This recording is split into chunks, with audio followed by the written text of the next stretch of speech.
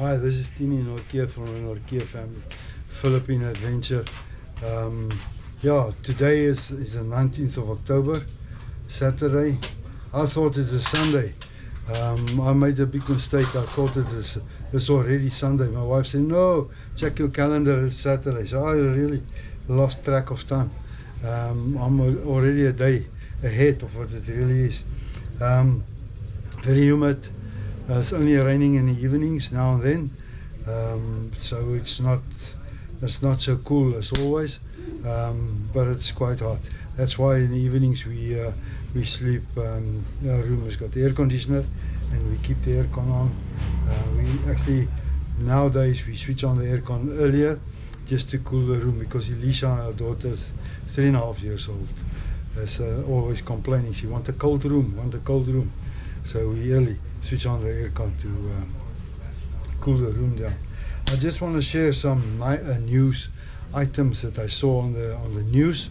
Some very interesting stuff that came through on the Philippine news. The first one is a medical selection exam that's been written in Manila.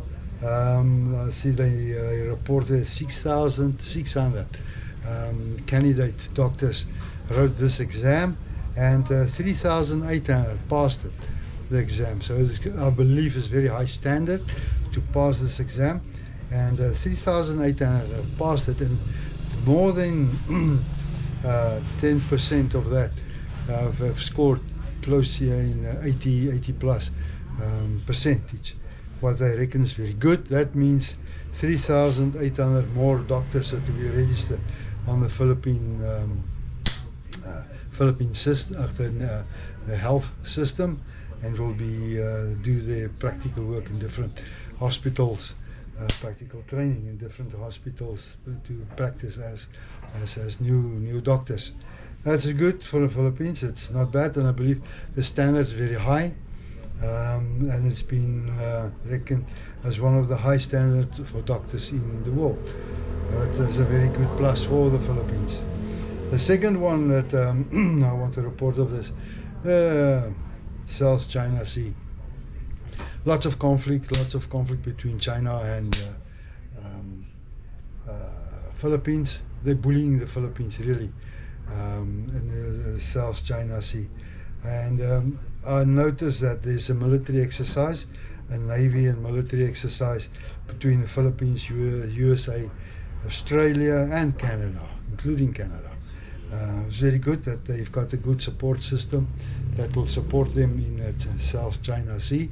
I know that Japan is always open to support. I know in the past, I think if I'm correct, the Japan also was supporting them. It's good to have that. It gives more confidence in the people and the normal Filipino to know that their country's been protected quite well. Then there's a very disturbing news that I've read in the newspaper. It's for our foreigners. It's not good to hear this, especially people in Mindanao. It said this American be abducted. Now this is an interesting story. I've read it. This guy is in his 20s, mid-20s, and he was married to 5 months back to a girl from Cebuco town. That's in Zamboanga del Sur. He's been abducted there by 4 armed men.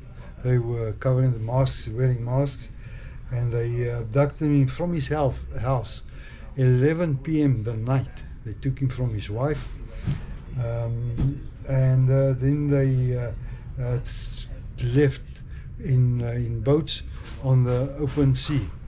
The police reckon that they must be on the way to Sulu Islands, maybe somewhere on the Sulu Islands. They have their safe place where they're going to stay. It's bad because I read his story. He's a young guy. He's not a rich guy.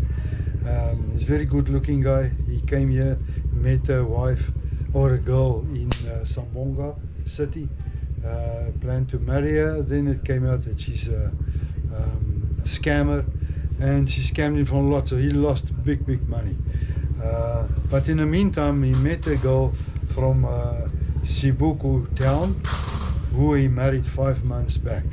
Now this guy was very serious to live in the Philippines, and he converted even to Islam.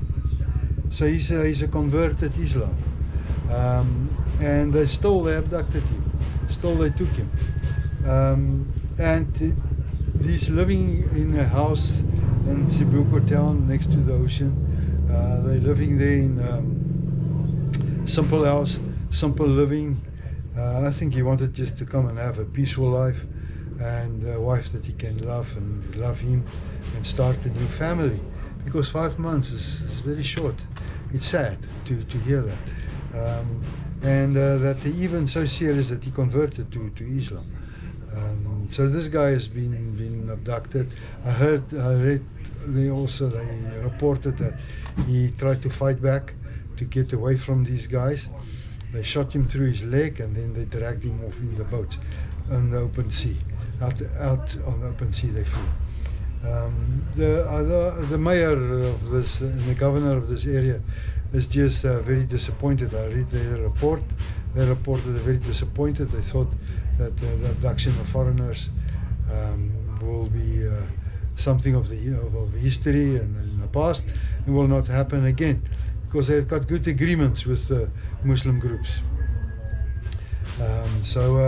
That for us is sad to hear that, because we are foreigners living in Mindanao. Davao City is very safe. I don't think that type of stuff will ever happen in this type of area. But Sambonga was always like a red zone, more red zone than the rest of Mindanao. So it's not a good thing. So with a young wife and somebody very, you can see he's a very committed guy to start a new life. And the main thing is he's not rich.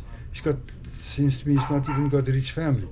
So if they want a ransom, he will not even have the money to pay the ransom. So that all should be supposed to come from the government. So I just hope he's safe and pray that he's safe and will be returning back to his family very soon. Otherwise, we are very in the humidity. We are expecting, I think, the main rain season is starting very soon. Something interesting I want to mention, my neighbor, next door neighbor, they've got a nice, what you call a tin house, nicely set up with a tin house. And on the corner of their land, they've got a big tree. This tree is a massive big tree, and the one brother already built a tree house, big tree house with, I think, 2 apartments in this tree house. He's living in the tree house. Now, if you can hear the knocking next door, they're busy building another apartment where the other brother is going to move in, because there's a whole family there. We've got 3 or 4 brothers and 1 or 2 sons. It's about 4 families that's living there. So they're building a tree house. But I think the benefit of this tree house is very cool. You don't need the aircon there. That's about 3 meters, close to 4 meters up. Make it 3 meters up. And I think it's very nice if you can arrange it and make it nice inside for yourself. It's a nice place to stay. So it's very interesting, the tree house. I always wanted to live in a tree house, so it gives me not one like what they're building now, but really a nice, comfortable. This is very simple and very plain type of tree house they're building, because they've just got cocoa lumber and some corrugated iron sheets for the roof, what they're using. But I must say that's very cool, because the sun is not even here. You're protected by the leaves.